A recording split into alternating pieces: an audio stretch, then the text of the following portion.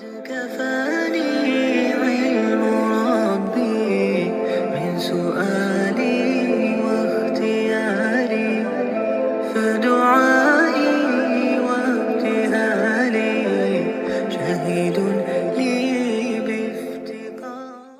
السلام عليكم ورحمة الله وبركاته. بسم الله الرحمن الرحيم. نحمده ونصلي ونسلم على رسوله الكريم. أما بعد. And welcome to another video on the Islamic Knowledge YouTube channel. And today we're looking at an amazing kitab written with regards to the methodology of the Muhaddithun. It's titled Aqlaniyyah Manhaj al-Muhaddithin fi التحقق من عدالة الرواه. And it's been written by Dr. Sharif, Hatim ibn Arif al-Auni, printed by Markaz Ihya lil-Buhuth wal-Dirasat. Now the book is, mashallah, a really interesting read. And you know, usually the contents page of an Arabic book would be found at the end of the book, but with this one it's found at the start of the book. So I just want to briefly look at the contents page itself. So what's this book all about? So he's speaking about how the methodology of the Muhaddithun in determining whether a narrator is a reliable, as in honest narrator or not, was a very logical method. So he's first he has an introduction, then you could say like a further introduction, then Aqlaniyyah Manhaj al-Muhaddithin fi ithbat al-Adalah.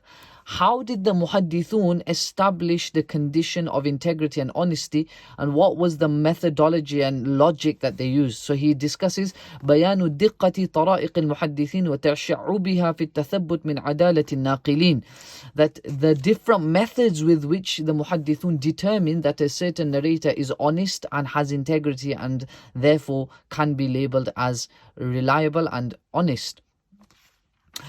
Then he's got, this is divided into a number of matalib, a number of sections. المطلب الأول التحري عن أحوال الراوي والتدقيق في سيرته.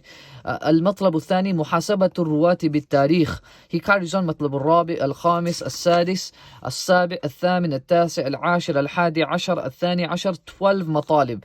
Then he's got a section كيفية معرفة أئمة الجرح والتعديل عدالة من لم يعاصروا.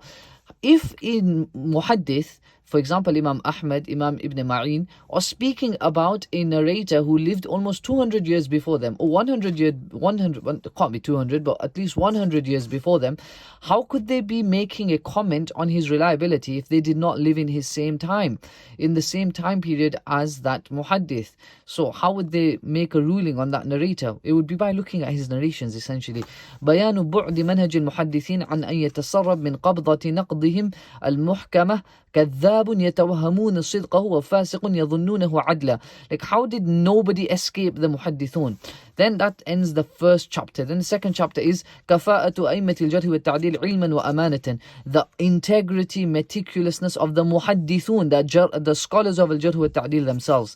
And then that is chapter 2.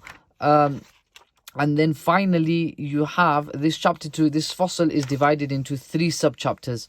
So that's the first one is ما هي الشروط العلمية والأخلاقية لتحقق الأهلية. Like, what were the requirements that were needed to be found within the scholars of al-jarh wa ta'dil so that their comments upon a narrator would be accepted. Then كيف عرفنا من تحققت فيه إذا كانوا هم يعدلون ويجرحون فمن أعطاهم هم حق التعديل والتجريح. Who gave them the right to be scholars of al-jarh wa ta'dil? How can we be satisfied? كيف نطمئن إلى صحة منهج المحدثين في التعامل مع أهل المودات والعداوات الشخصية? If a scholar of al-jarh wa ta'dil is making a comment on the narrators of hadith, what if one of them is his relative, his son, his brother, his son-in-law, his father-in-law? How can we trust them to speak honestly about these scholars, these narrators, despite the fact that they are relatives? كيف نطمئن إلى صحة منهج المحدثين. And then right at the end he's got a section on the mubtadi, a narrator who is an innovator. How can we take his narrations, and why do we take them, and why do we find mubtadi'een or innovators within our certain books of hadith, and what's the explanation behind them? And the author has got a separate book on this topic as well. Now, I want to just show you a few really interesting methods that the Muhaddithun used to kind of determine that a narrator is reliable or not, and how they caught him out when he was essentially lying.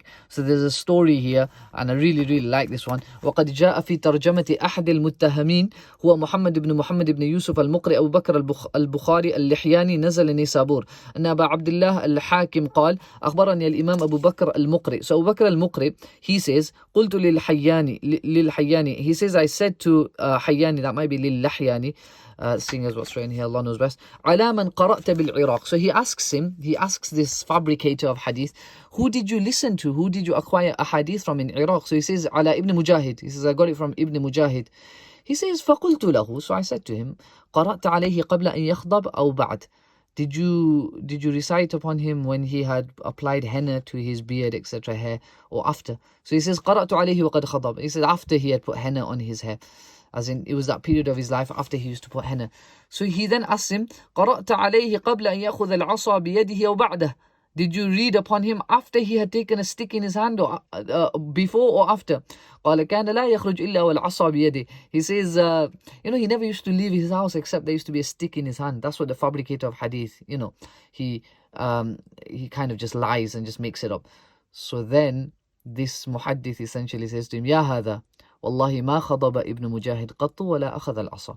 He says, what are you on about? Ibn Mujahid never even applied henna ever on his body, and he never ever held a stick in his hand. So you're just lying. Who are you trying to fool? So the Muhaddithun, essentially, they use tariq and history to kind of determine that a narrator is essentially a liar.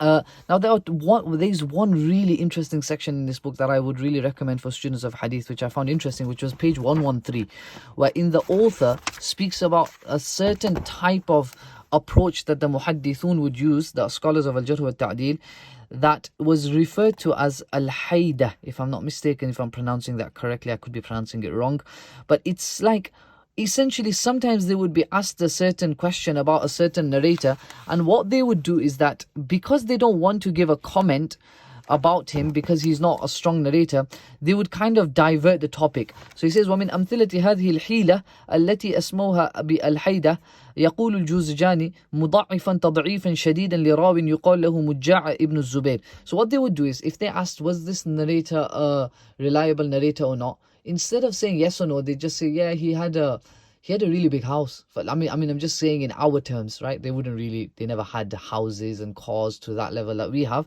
But what I'm trying to say is that they would change the subject. And that itself would be an indication that they're not happy with that narrator. So here's a good example. So he says, يقال كان نحو الحسن بن دينار قلت لعبد الصمد يعني ابن عبد الوارث من مجاعة هذا؟ قال كان جارا لشعبة نحو الحسن بن دينار وكان شعبة يسأل عنه وكان لا يجترئ عليه لأنه كان من العرب وكان شعبة يقول هو كثير الصوم والصلاة. So when someone would ask Shu'bah, how is he as a narrator? He say he prays a lot of salah and he fasts a lot. That's it. He doesn't speak about his narrations because he's trying to give an indication that, I'm not happy with him. So a good example, you can think of more examples of this, and there are examples from the Muhaddithun, but from a mental or logical perspective, essentially it's like saying, if someone asks you, how is this person as a writer, and you just say, well, his handwriting is really good. So you're essentially giving an indication that his writing isn't perfect, his books are not that good, but his handwriting's pretty good. So it's like saying the obvious without actually saying it, if that makes sense. And another discussion which I liked really very much was at the end, page 182, when he discusses the concept of the narrations of an innovator of hadith, and why did the muhaddithun at times accept it, whereas the whole concept of the muhaddithun was essentially based upon honesty. If they felt that despite a person being a mubtadi, an innovator, he was sincere, يتدين ببدعته, then they would essentially accept his narrations because he thinks he's right. He genuinely thinks he's right, and he's sincere in his bid'ah. Like, he's not what we might refer to as a mu'anid. He knows the truth, and on purpose he's just avoiding the truth. So based upon that, the author has this concept that, all right, when it comes to the narrations of an innovator of hadith, we say that as long as he doesn't call towards his bid'ah, we will accept it. But even then, we will only accept it except in those areas where he narrates a hadith that supports his bid'ah. So if he narrates a hadith that's supporting his bid'ah, why are we rejecting it? If he's reliable, why are we rejecting it? We should accept everything from him. And if you're not accepting it, that means you're accusing him of lying in that hadith. So the reality is, as this author explains as well, Shaykh Sharif, he explains that it's al-dhinna. He uses the word fadhinna. And this is an interesting point, because some scholars such as Shaykh Abdurrahman ibn Yahya al-Muallimi and Shaykh, you could say Shaykh Abdullah ibn Salih, Abdullah al-Juday as well, he also has a slight discussion on this, and he has a slightly different opinion. But the idea is that with this innovator of hadith, the reason why we do not support his narrations or take his narrations when they support his bid'ah, but otherwise we do, it's because it's what you might call selective hearism. And Shaykh Mustafa al-Azami speaks about this as well in his Manhaj al-Naqd, and he says that sometimes, because he's so obsessed with his bid'ah, he thinks whatever he narrates is supporting his bid'ah. So he's not doing it on purpose. Accidentally, sometimes he narrates a hadith that supports his bid'ah, and he's not doing it purposefully. He's not lying, but he just thinks that the hadith is supporting his bid'ah, and his mind makes him change certain words of the hadith so that it supports his bid'ah. And there's examples that he gives of that. And in other ways, this book is really, really fantastic. Really, you could say a lot about the book on page. There's a few interesting tidbits when it comes to al-Jarh wa Ta'deel. For example, page 115, ذهب حديثه, the author says, is a ضعف شديد. It's a really, really harsh criticism of the narrator of hadith.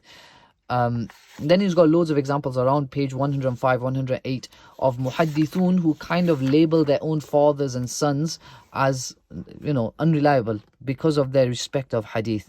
And there's loads of fantastic, beneficial points within this book that help to understand the field of hadith a lot better.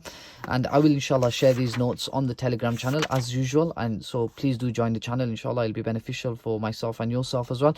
And inshallah ta'ala, if you do purchase this book, it should be available in the UK bookstores. And inshallah, you will benefit from it. I think it's a really beneficial contribution to the field of hadith. Jazakumullah khairah for watching this video, and I hope you join me in the next one. Jazakumullah khairah. Wassalamu alaikum wa rahmatullahi wa barakatuh.